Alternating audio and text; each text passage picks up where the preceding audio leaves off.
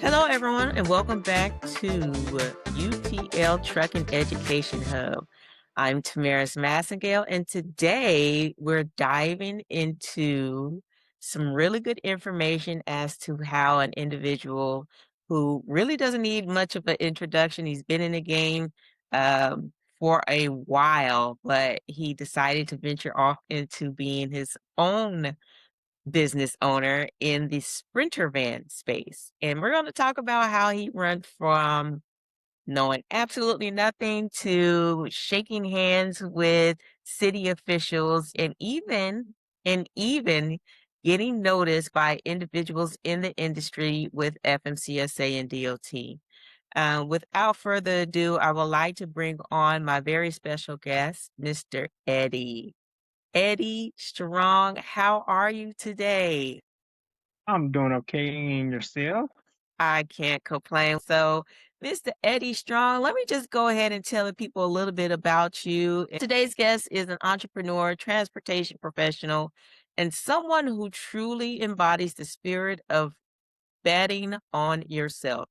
Eddie Strong is the manager and owner and CEO of T S Delivery LLC, a transportation company built on the belief that success comes from hard work, consistency, and a commitment to doing things better.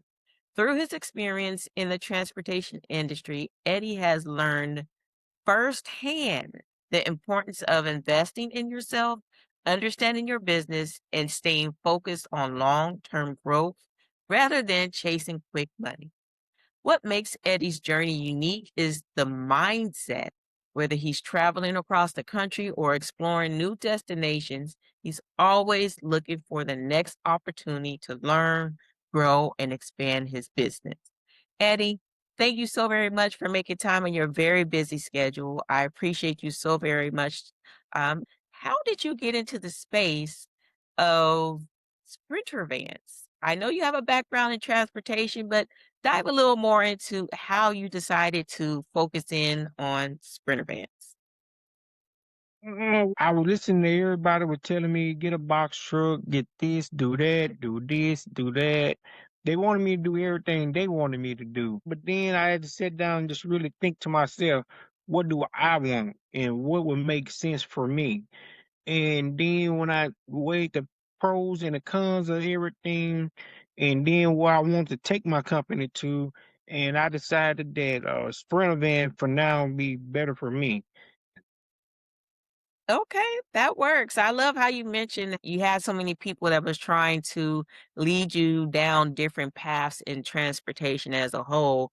And you made the decision to sit down and think about what would work best for you and what vision you have for your company. I think that's very important when we are talking about entrepreneurship and deciding to get into transportation. Looking back, what would you have done differently when starting out? Starting out, I would have learned a little bit more before I just try to jump in it. So I advise anybody just sit back and just think before you even just jump into something. And just and I had to learn that the hard way. Right. Absolutely. Absolutely. And I respect the fact that you decided that you were going to take um, a leap of faith and you bet it on yourself. So you're very modest, you're very humble, and I know you're holding back. So I'm going to start digging into you a little bit. Through this whole process, you've been doing this for what? Almost 5 years in total? I started my company in 2020. Okay. Okay. So in 2020, so from 2020 up to now, what have you done? What have you invested in your company that helps you to stand out against your competitor, especially in this boom of sprinter vans and box trucks? Me, I had to learn that you just can't be have a one track mind. If you have a one track mind, you ain't gonna make it. You ain't gonna make it at all. I went and got multiple certifications. I made sure my business was good at first. And then at that, I kept getting different ones because I might not need it now, but later on it might come in handy. 'Cause I had a couple companies call me this week and ask me to partner with them, and I like to kind of do my research on some of them just to make sure that they're a good fit for my company. Cause the brand is everything. If you mess it up, it'll take a while for you to try to get that back. Absolutely, absolutely. So, what are some of the services that you're providing with your Sprinter van? Uh, me, I kind of do it locally if I wanted to, but usually I get stuff and sub it out to everybody. General freight, medical, them the two I got now. I'm working with Lowe's. I had RXO call me this week, and we working on trying to get that contract done. I had a CEO call me at a hospital. We trying to work to get that contract done. Um, I work with the VA, and then with the UMS, Universal Arkansas for Medical Science Hospital. I had a meeting with them in May. Start on the early cause dealing with getting a contract like that. If you do win the contract, it takes about like 6 months to finalize the deal. Okay. List some of the things that you had to do in order to get to the point where you can start going after contracts. You gotta make sure you have SAMs, and if your SAMs ain't right, you ain't gonna be able to get it. So I got with it's a free program here that kind of helped you with trying to make sure you got your SAMs right, your DUNS number right, your company is in good standings. Cause they go back through there and they check everything. And then after that, make sure you meet the right people. Even though that contract might not be up for grabs right then, go through there, read it, see what all their requirements is, and try to get every certificate or whatever that you think they might ask for, go get it. Go out certificates and your HIPAA, your bloodborne. Me, I got the chemo in state of Arkansas. Ain't too many people that got the chemo, so I went and got it just for the fun of, and it's working out pretty well for me. And it pays a lot of money because it ain't too many people here that does it. And just try to see what your state offer and get a certificate, then just go through Sam's and try to find a federal contract and everything that you feel like that you can cover. If not, try to partner up with somebody and see if you and that person can get the job done. So these certifications that you're talking about, which is the bloodborne pathogen, chemotherapy, these are certifications that if you're trying to partner with hospitals or independent contracting establishments that they work with cancer patients, these are some of their requirements in order for you to move some of their equipment sometimes. Sometimes it might be organs. Can you speak just a little bit about that? Like, how did you position yourself for someone that's just getting started and they're interested in doing this as well? What were the steps that you had to do besides hiring a consultant like myself and other people that poured into you? What were the steps that you personally took to say, this is the direction that I want to niche down in, and this is the direction I want to go in? What did you personally have to do? I just sit back and like I said, I had to think. And I had to think, well, what I want to do and how I want to do things. And then I sit there and I just basically just seen what I want to go out and I did research on it. I'm like, okay, so they did it like this, they did it like that. Ooh, let me see what they got going on. Let me see how they did this. Let me go through and see what their requirements is. I seen this other person over here had this certificate right here too. You know what? I'm finna go and get that right there. And so that's why I kind of look at things a little different. And then I try to see what's around my state. that ain't too many people doing. And your HIPAA certification to go into the hospitals and clinics to get the paperwork to take it, go get a shred. That's easy money right there. You will see most trucks go get it and everything, but you can go get it. If you get you like 5 or 6 of them there, uh, depending on how big the hospital or the clinic is, Mhm. each stop you can make about $100 off one trip. But while you're there picking up organs or blood. That's right. That's right. So what are some of the things that you've done to make sure that you can keep your Sprinter van moving? It was challenging in the beginning. I know that you shared with me for you to actually find contracts or to find work for your Sprinter van because it's not a high traffic lane. You know, it's not a lot coming in and coming out there. So some of the things that you and I discussed about how, you expanded in other territories, talk about that. What made you decide that you were going to take the initiative to seek other locations or to go outside of your region? Oh, here in Arkansas, it's a challenge for me, and I love a good challenge. And that's why I started talking to senators, congressmen, governor policy advisors, mayors, where I can get to know them. It ain't about the contract then. It's just about building a relationship then. And as you're building relationships, as you don't might not see it as money, but it's really money coming in because you're building that relationship. Right. Because if you really look at it, you talking to them right there, they basically just you talking and they listening and they gonna remember you. And if something come open, they gonna say, you know what, TNS can handle that right there. Right. Right. Well, And I they totally they agree with you. I totally agree yeah. with you on that. So how did you get to the point where you said, "Well, I'm going to step out?" Because that's not a very common decision to make, that you're gonna go out here and start talking to city officials.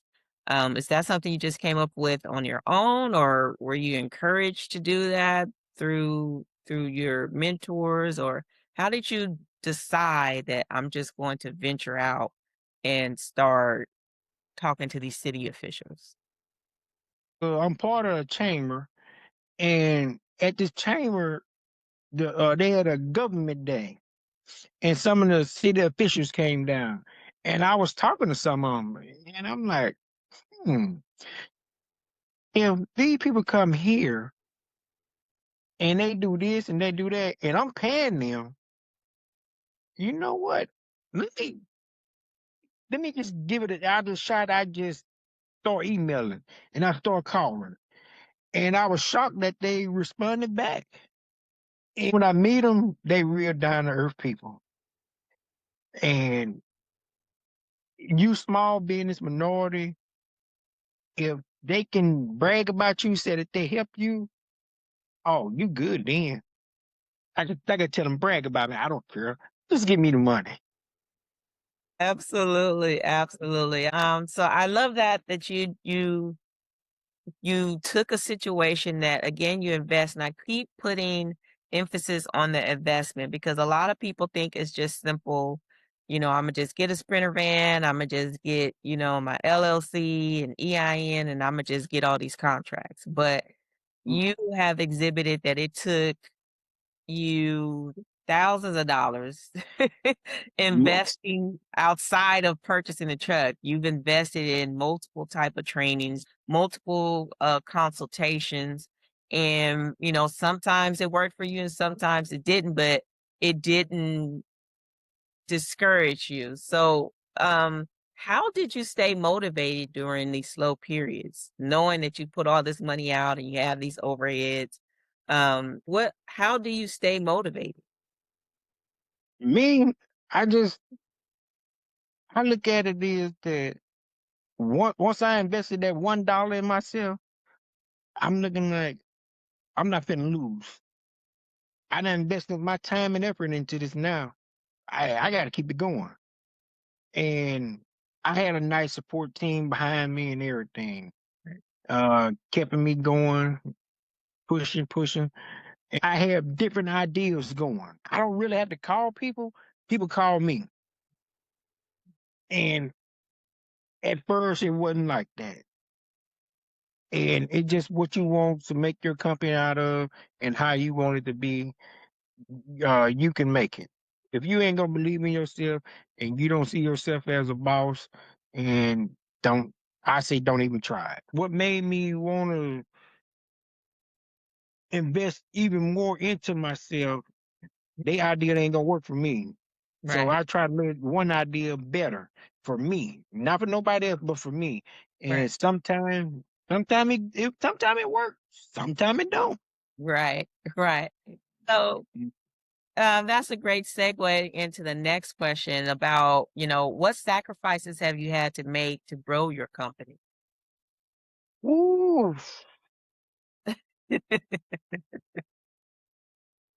really no sleep. Uh, Cutting some people off. Um,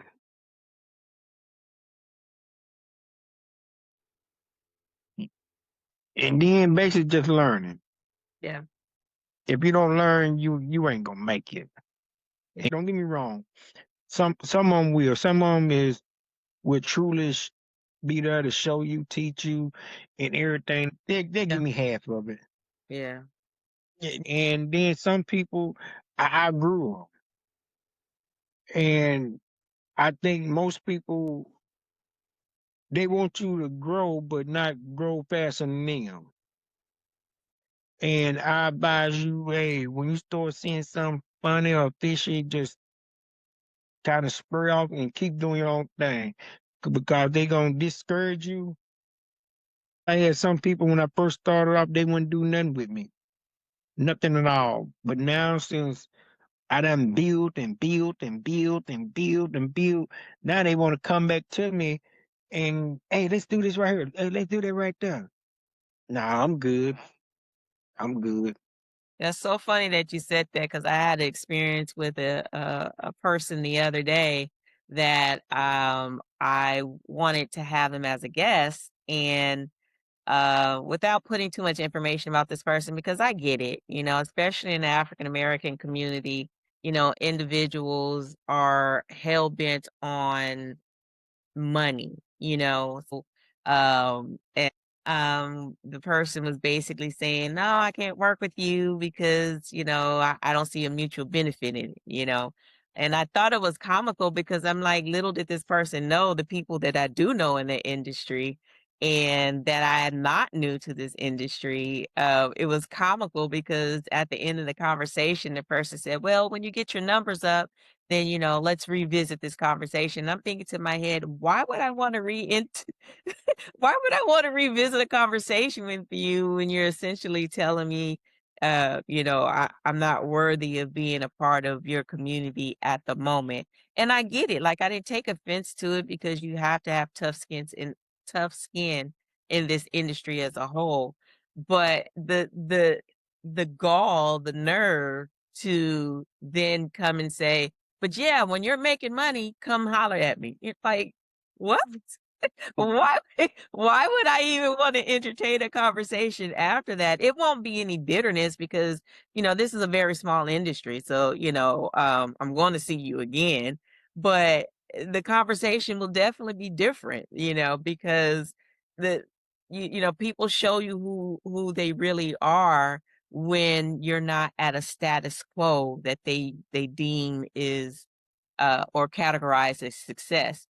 This is successful to me that this is my 4th or 5th, I can't remember, 4th or 5th interview so far for a person that really doesn't even like being on the TV.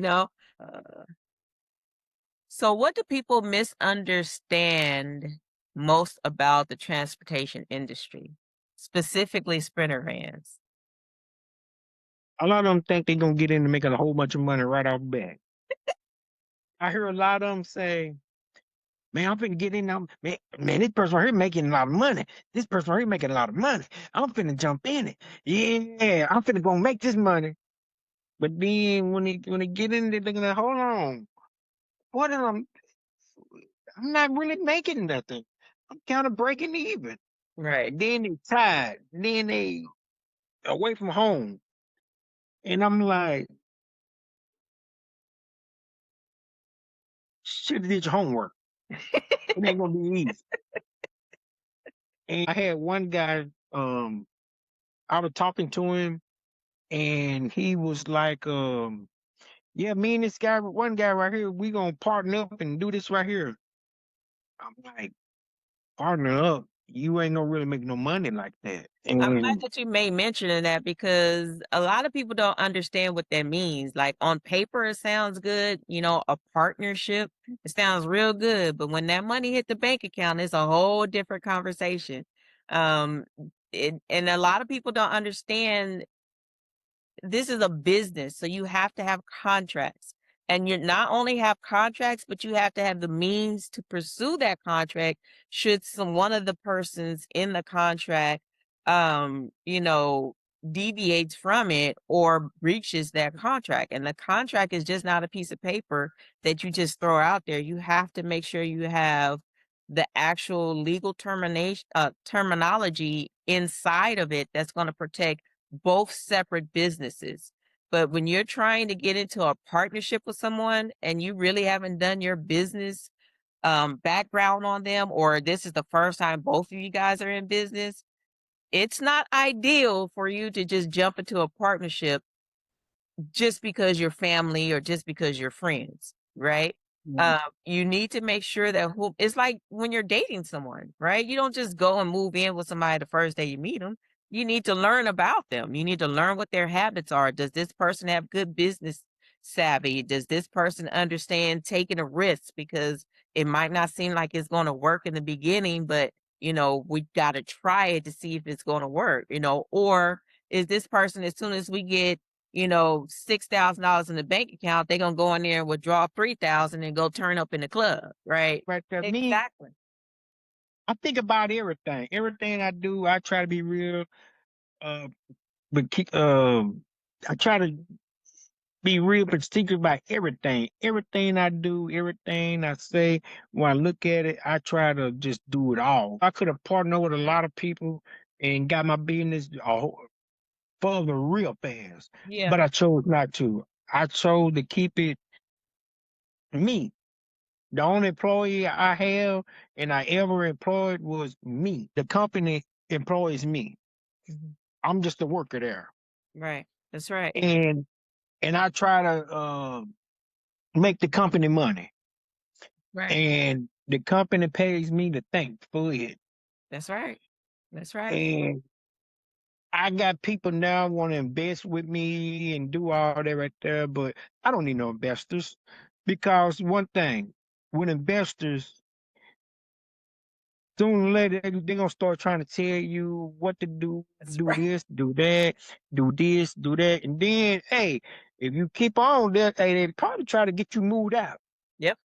and bring someone else in. That's right. So that reason I tell them all now, cause last month, the month before that, I had a couple of investors come to me. Hey, let me go and let your chick go and help you out a little bit. No, I'm good. I'm good.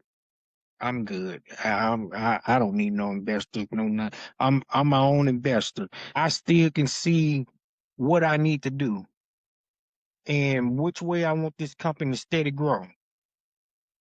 Investors, they don't care about nothing. All they care about is the bigger return coming. I done learned through like the stage I'm in now is subbing everything out. If I treat my drivers nice, Right. I can make them some loyal drivers for me. Right. Right. And I don't try to be greedy with them or nothing. Right. Cause I have seen some companies, they like, well, I brought the deal to the table, so I ain't gonna get that driver nothing but like 30% or Right. 20 between 20 and 30%. I'm like, man, that's just being greedy right there. Yeah. And how you expect this driver to supposed to stay with you and you don't want to pay the driver? Yeah, And I'm looking at it, man. I'd rather take a little than a whole lot that's because if right. I got 10 of them and I'm getting a little just off these 10 of them, hey, I'm making more and everything. And they happy, I'm happy. And even though you getting a big chunk out of it over here, but it's hard for you to keep drivers over there. Yeah, They they steady quitting on you. And if they steady quitting on you, that means your the customer stuff ain't getting moved right. because you don't got nobody to do it for you. That's right. That's And right. And that's a great segue into my next question is how important is customer service in transportation? man, it's the most important thing. Cause some stuff when I do it myself, I meet with the customers. They know me by name, Yeah. and I give them all business cards, and some of them will call me. Hey, Eddie, I can get somebody to move this for me, or you think you can do it? I really prefer you to do it, but if you can't, So, what opportunities are you most excited about in the near future for your business? I'm working on. Cause I got through talking to a government official up there in Washington D.C. Mhm. and he told me to go through there and sign up for the GSA 48, Mhm. and it's for like a 20-year deal Oh, wow.